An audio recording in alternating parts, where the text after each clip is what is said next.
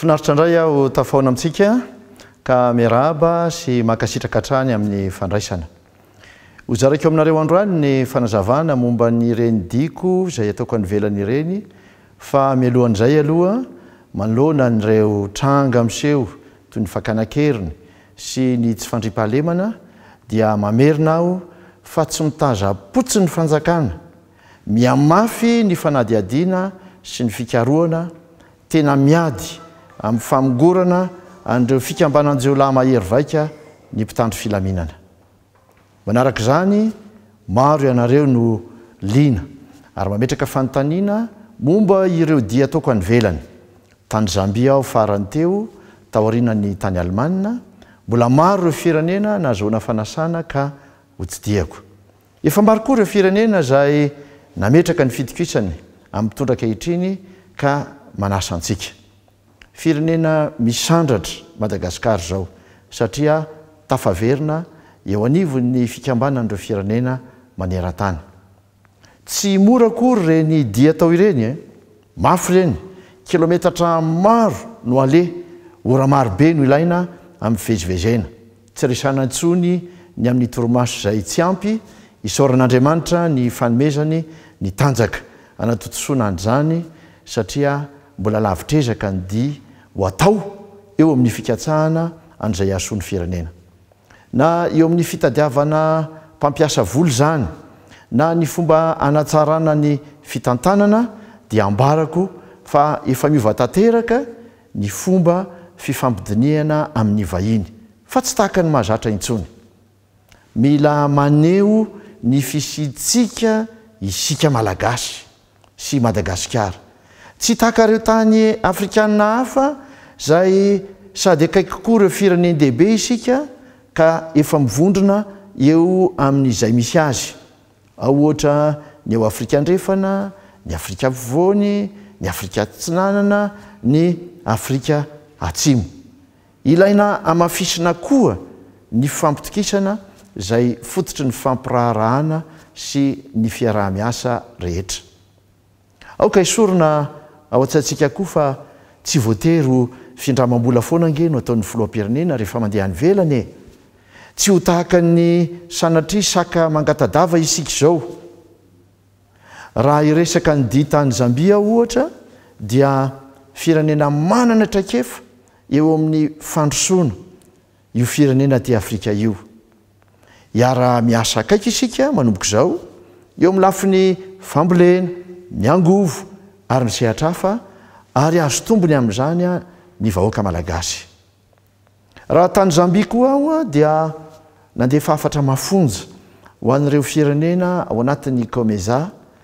Tsy tokony ho izao iaho no toerana misy an'ireo firenena mpikambanao ka anivelany iray no manafatra hitana betsaka tahaka ny hoe tsy mamokatra na inona ny ato anatiny ka lasa fatiatoka fotsiny. Tsy ny COMESA ihany fa miezaka mijery lalam-barotra sy fiaraha-miasa amin'ireo fikambanana ara-barotra rehetra isika amin'ny ara-drariny sy ny hitsiny ka ahazo ny anjara masoandrony ireo mpandraraha malagasy izay mitaraina noho ny tsy fisian'ny tsena na tsy ahafahana mifaninana.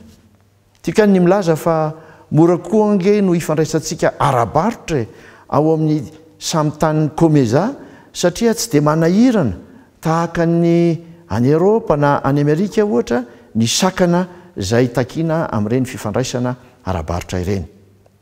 Tsy afaka hiatrika izany anefa isika raha tsy voavaha ny olana trehana ary lehibe amin'izany ny angovo, olana iraisan'izao tontolo izao io ka dia miezaka mitady mpiara-miombonantoka isika. Anisan'ny vokatra mivaingana amin'ny dia natao tany Alemana izany satria zareo Alema ohatra dia afaka mametraka ao anatin'ny 3 na 9 bolana monja fohy be mpanodina herinaratra amin'ny angovo ka any amin'ny atsasaka mihitsiny ny vidin'ny famokarana herinaratra izay arosondra zareo. Toraka izany ny fiaraha-miasa amin'ireo orinasa Alema mihoatra ny 20. Vokatry ny fiaraha-midinika izany tamin'ny Afrika Averina izay toteny ihany amin'ny fampiasam-bola sy ny fanamboarana fotodrafitrasa ka iara-iasa amin'ny bankin'ny fampandrosoana matanjaka isika. Tsy ndriko mafy koa fa namelo maso ary manamafy ny fifandraisana amin'ny lafiny rehetra eo amin'ny nositsika sy Alemana indi izay nataoko tany iny. Anisan'ny manome vola betsaka izy amin'ny fanampiana ho amin'ny fampandrosoana. Ny fandraisana anjara ataon'ny Frantsa ihany mantsy matetika no resahana ty amintsika.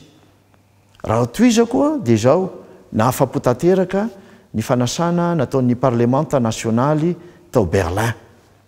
Manazava eto fa tsy voatery ny chancelier Alemana no andreny délégation tany. Izy dia efa nanasa ary dia mbola ho avy ny anatanterahana an'izany.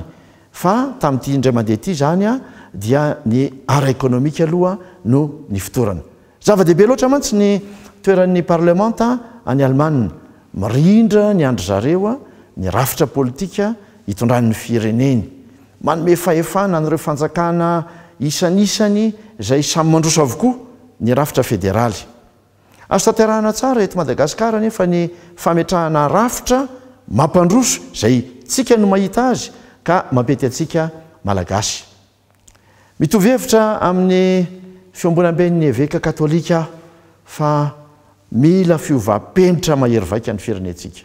Ialana amin'ireo fasairanana sy korotana raiky tapisaka izay miaina ny vahoaka malagasy.